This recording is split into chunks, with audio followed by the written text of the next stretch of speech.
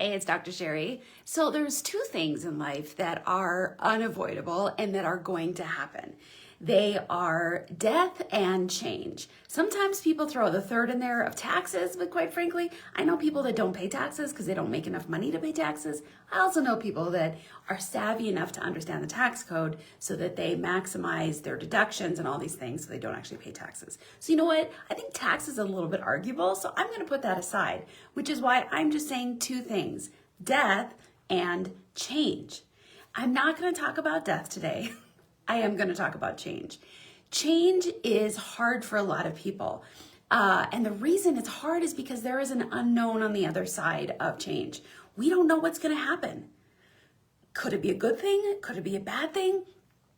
If I had to boil all the conversations I've had in therapy, in coaching, as a psychologist over the past 20 plus years, it would be the single challenge, the challenge of how to move through change.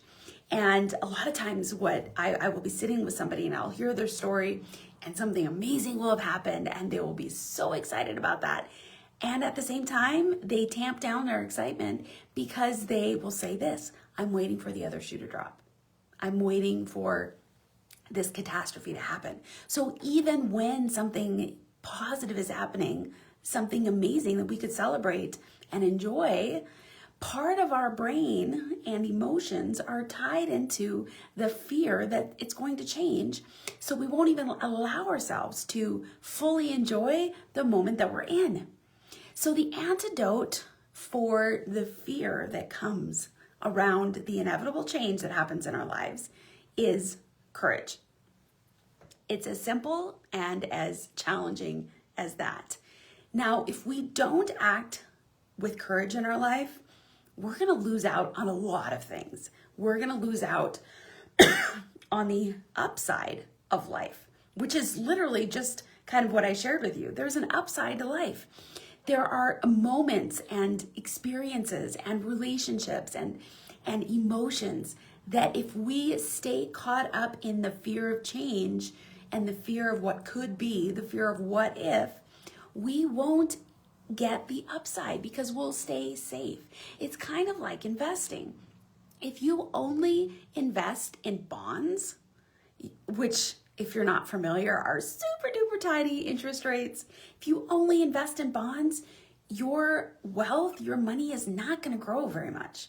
So that's staying safe. That is living in fear and not acting in courage.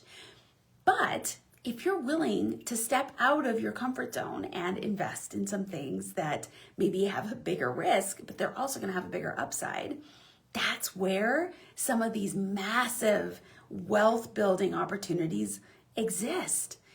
And now so I kind of wanted to make that correlation. Hopefully that kind of hits you a little bit. So you are going to lose out on the upside, just like you would lose out on investing. Excuse me. You're also going to lose out on your dreams. So one example from my life where I had to kind of step forward in courage was when I was getting my master's in marriage and family therapy. My husband and I we're married, we lived in South Dakota. And at that time, my husband was part of the Army National Guard, and his unit got called up for deployment. First time he'd ever been deployed. And the deployment was a year, and it spanned over the time that I graduated from my master's program. And I'd already kind of been thinking about applying to doctoral programs, but guess what? I would be doing that all by myself. I would be moving by myself. I would be starting it by myself. I would be in a whole new state and city and have to navigate that all by myself. And I was like 23, and we didn't have a lot of money. And so that felt very, very scary to me. I mean, there was so many negative what ifs, but I really felt strongly about getting my PhD. And so I went for it. I stepped forward in courage and applied and went around the country on interviews and got accepted and accepted that acceptance and moved multiple states and into a town I'd never been to before, around people I'd never been around. I mean, that was a scary time for me. And my husband was deployed this whole time. So not only was I doing these moves and these shifts in my life by myself when I was married, I was also having to deal with the fear and anxiety of my husband being in Kuwait and being in the Middle East in a war zone. And this was way before cell phones were crazy easy to use. And he had to buy a cell phone in country there, and he had to buy a minutes plan, and he could only use it certain times because the cell signal wasn't great. And so there was one period in his deployment that I didn't hear from him for about 5 to 6 weeks. I had no idea what was going on. The only thing I could keep telling myself was, oh, something had happened to him. I probably would have gotten notified by now. And so I just had to try to rest in the perspective that no news could be good news.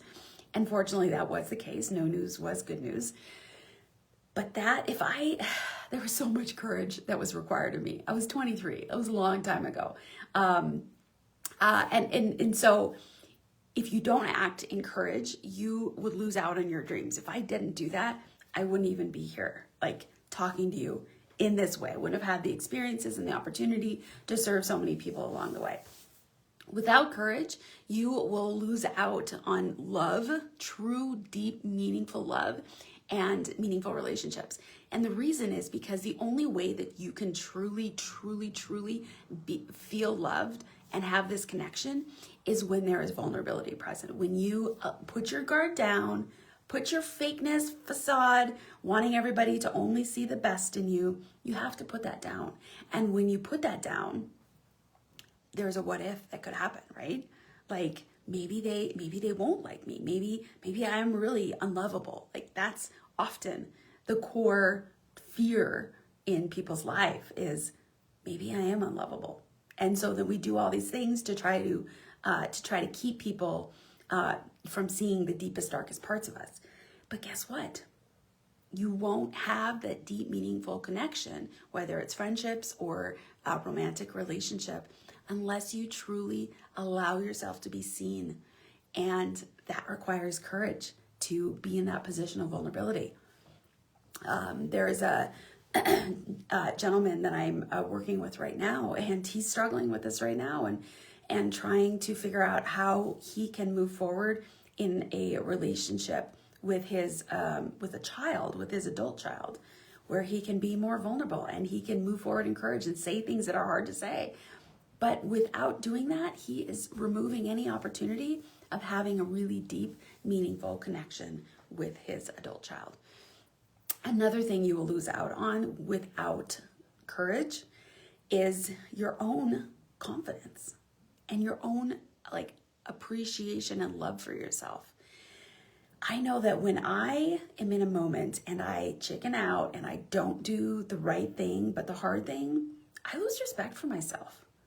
And so when we act in courage and move forward to do the things that we know are meaningful and matter to us and to other people, our level of self-respect grows. And so when you don't act in courage, you are like chipping away at your soul. I noticed this struggle a lot with some of the clients that I work with who are transitioning into real estate investing. One gal in particular, she has been successful in owning business in the past, and in a sales position, and then in owning her own business and growing that and then selling it, and now transitioning entirely into real estate investing. She's got this amazing history and amazing reasons why she can be successful in real estate investing. And yet she is letting fear trump her decision making in this period of time. And so the fact that she's not acting in courage is actually chipping away at her confidence. And she's starting to doubt that she is capable of this. I can see it. She is so capable of this, so much more capable than many people that I do see jumping into real estate investing and making it work.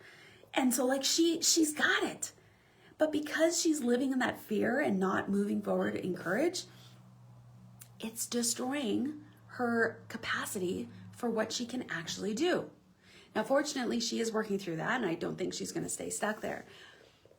But courage is so necessary in so many parts. So then the question, I mean, these are just a handful of ways in which life can be dramatically different in a not great way without courage. So then the question is, well, what does courage look like? Courage looks like, I've heard people talk about courage, and I think even when I've been in situations where I recognize that I really need to have courage, it feels big, scary, and like I don't really know what to do. But courage isn't this crazy, complicated thing. It's actually really simple. And it's something that you can do now and even this day. And it's so the definition of courage that I love is action in the face of fear and uncertainty. Okay? It's not a character trait. It's an action. It's a behavior. And because it's a behavior, anyone can do it. So if you ever think of yourself or find yourself thinking like, oh, I'm just not a courageous person, that's not true. You may have not acted courageously, have a pattern in your past, but all courage is an action, and you absolutely can take that action. And so if it's action in the face of fear and uncertainty, the one thing that you can do today, the one thing that you can do today is do it anyway. When you notice that you're holding back, when you're not doing the thing that is consistent with your values, that is consistent with your dreams, if you're not doing that, it's one simple thing, and just do it anyway. It's simple and hard all at the same time. And the more that you do it anyway, you will build the muscle of courage, and you will start to shift your mindset. Because right now, your mindset, if you're not doing things, is that if I feel a certain way, then I must act in accordance with that feeling. I mean, that's the American way, unfortunately. And that's the way I've lived much of my life.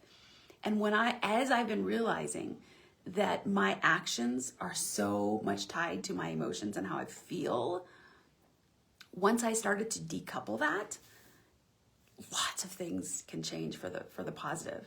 Now, I'm not saying emotions aren't necessary. They're not valuable. They are. It's a deep part of who we are as humans. But just because you feel a certain way doesn't mean you have to act in accordance with that feeling. Because the reality is that feelings are fickle. We have feelings for so many different reasons. In fact, there have been some really interesting studies in the brain where surgeons can touch certain parts of the brain, literally touch it, like in surgery when the skull is open, they can touch certain parts of the brain, and the reaction that the body has are things like emotions or memories or all of these things. So like if a surgeon can touch a certain part of our brain and our reaction is feeling a certain way, then that's not based in like reality. So if a surgeon can touch a part of our brain and cause us to feel fear or cause us to feel anxiety, then it's quite possible that our anxiety that we feel in a random day is really not based on reality. It's just based on something silly or something, that doesn't have to impact us. So I would love for you to move forward in the belief and the mindset that your emotions don't have to dictate what you do. They can inform it, but they don't have to dictate it. You get to choose what you do with the emotions and how you want it to inform your life, your dreams, your actions, your relationships, and all of these things. So the one thing that you can do today is do it anyway. Even if you don't feel like it, even if you feel fear, scared, uncertainty, anxiety, stress, any of these things, overwhelm, just do it anyway. That is the antidote for courage, or that is the single thing that you do to increase courage or to bring courage into your life, and the antidote for fear and uncertainty. So I hope this was valuable for you today. I would love to hear if you want to reach out to me privately where you're struggling in your life and where you can apply courage in a way that is truly meaningful and helps you move forward in the dreams that you have and help you kind of live the life that you know that you are capable of living. I hope you have an amazing day.